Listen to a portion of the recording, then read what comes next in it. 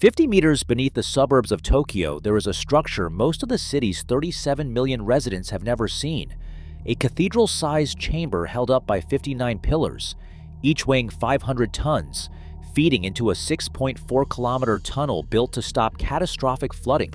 Japan spent $12 billion carving this impossible megastructure through waterlogged soil beneath a living city.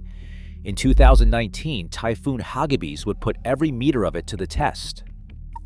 Typhoon Kathleen arrived in September 1947, striking the Kanto Plain with a force that overwhelmed the Arakawa and Tone rivers.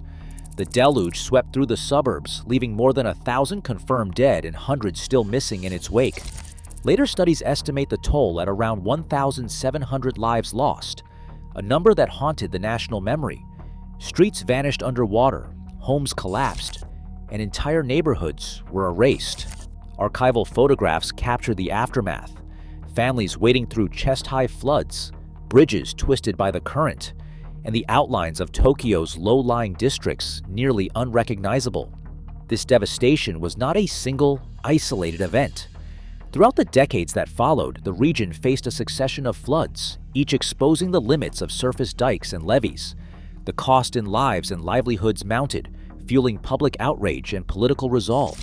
In the years after Kathleen, disaster relief and reconstruction consumed a staggering share of government spending. By the early 1950s, Japan was allocating 6 to 7% of its entire national budget to disaster prevention. No other policy area commanded such a commitment. The Ministry of Finance's records from that era show a nation determined to shield itself from further tragedy, even as it rebuilt from the ashes of war. But as Tokyo's suburbs expanded and farmland gave way to concrete, the threat only grew. Urbanization in the 1970s and the 1980s transformed the basin into a dense, impermeable sprawl. Rainfall that once soaked harmlessly into fields now raced across asphalt, swelling rivers with unprecedented speed. Hydrological studies from the period reveal that peak flood volumes soared, runoff amplified by as much as 30%. The old defenses designed for a different landscape could no longer keep pace with the risk rising beneath the city's surface. Disaster policy historian Professor Yuko Saito describes this period as a turning point. The moral and political mandate was clear. After decades of loss and escalating danger, Japan would have to imagine a solution on a scale never attempted before. 50 meters below the city's surface, engineers faced a problem that seemed unsolvable. The Kanto Plain's geology is a patchwork of soft, waterlogged clay, ground that shifts and seeps, resisting any attempt to dig deep. Traditional excavation would have risked collapse, flooding, or catastrophic settlement above. Yet the mandate was clear: build a tunnel large enough to swallow floodwaters from 5 rivers, and do it directly beneath dense suburbs, rail lines, and highways. There could be no disruption above, no margin for error below. The Ministry of Land, Infrastructure, Transport, and Tourism assembled a cohort of engineers and contractors who had cut their teeth on subway expansions and dam foundations. Their solution was both radical and precise: a closed, slurry-shield tunnel boring machine capable of balancing the immense pressure of groundwater while carving a 6.4-kilometer corridor through unstable earth. The tunnel boring machine worked in near silence, its shield pressurizing the tunnel face with a dense slurry of bentonite clay to prevent collapse. As it advanced, excavated soil was pumped out as liquid, separated at surface plants, and quietly trucked away, leaving no trace above ground. From 1993 to 2006, the tunnel boring machine crept forward beneath the city, linking a series of 5 vertical shafts, each one a concrete silo, 65 meters tall, sunk from stealth launch pits, hidden in schoolyards and industrial sites. These shafts would become the intake points for floodwater, but during construction they served as the only access to the invisible worksite below. Crews rotated in and out through narrow hoists, working in pressurized chambers, monitoring every shift in soil and water pressure.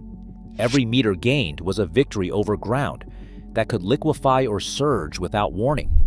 The scale of the task was matched only by the secrecy and precision required to keep Tokyo's daily life undisturbed while a new riverbed was carved beneath its feet. A stairwell drops into cool, dense air.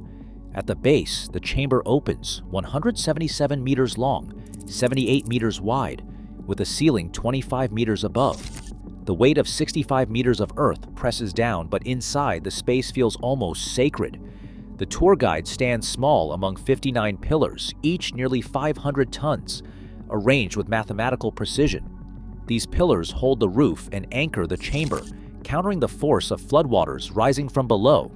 The effect is monumental, a hall built to master water, not worship.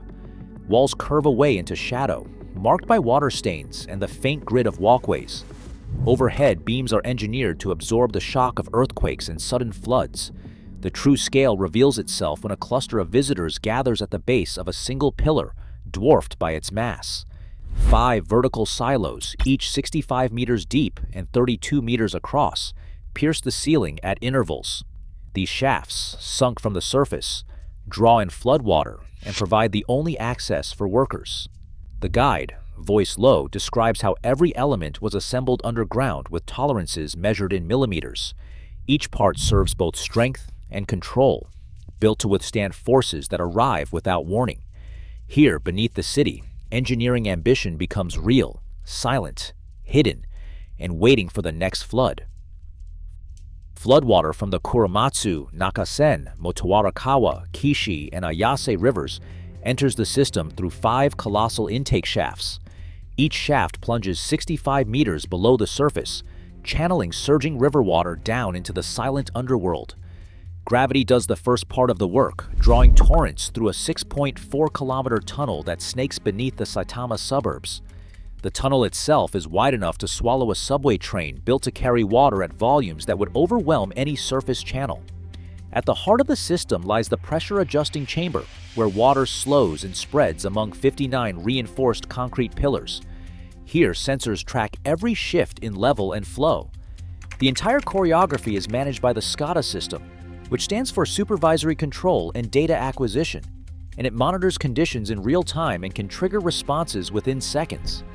Automation is essential. Human operators oversee the controls, but the system is programmed to react faster than any manual intervention could manage when rivers threaten to breach their banks.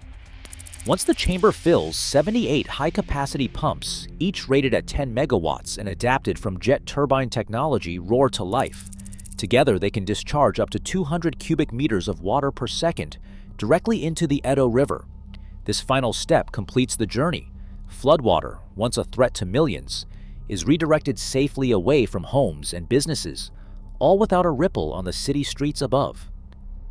Typhoon Hagibis arrived in October 2019, carrying the heaviest rainfall the Kanto region had measured in decades. In the space of a single day, Hakone recorded nearly 1 meter of rain.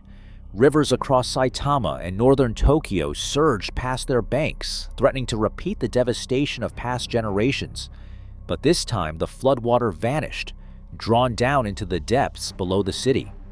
Over the course of the storm, the GCAN system diverted 12.18 million cubic meters of water, a volume equal to nearly 5,000 Olympic pools. The Ministry of Land, Infrastructure, Transport, and Tourism reported that 90% of homes within the protected zone were spared from flooding. Residents who once watched water rise at their doorsteps now recall Hagibis as a storm that passed with little more than anxiety and a distant hum from the pumps below. In economic terms, the system averted an estimated 26.4 billion yen in damage. For the first time, a storm of this magnitude had met its match, not from higher levees or wider rivers, but from an invisible network that turned disaster into a memory. Over nearly 2 decades of operation, the GCAN system has been called into action an average of 7 times each year. Each activation is a silent event for most Tokyo residents, but the economic impact is anything but invisible. Policy analysts reviewing the system's performance estimate that since 2002, GCANS has prevented approximately 148.4 billion yen in flood damage, an amount that far outweighs its construction cost of around 230 billion yen, or roughly $2.6 billion. These figures reflect more than just avoided repairs. They represent livelihoods preserved, businesses kept open, and communities spared the trauma of evacuation. The underground temple is no longer just a piece of critical infrastructure, it is also a destination.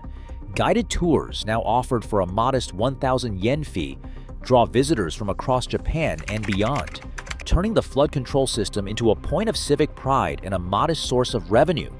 Yet the system's value is measured not only in yen or visitor numbers.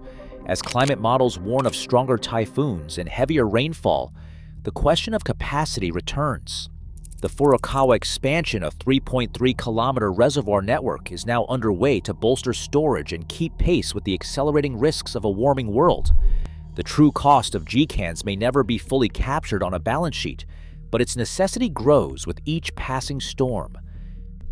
Beneath Tokyo's daily surge, a hidden cathedral of concrete stands ready for the next deluge, proof that human ingenuity can rewrite the ODDS against nature. As climate extremes accelerate, the real test is ongoing. The city's future now depends on what remains unseen and on what we dare to imagine next.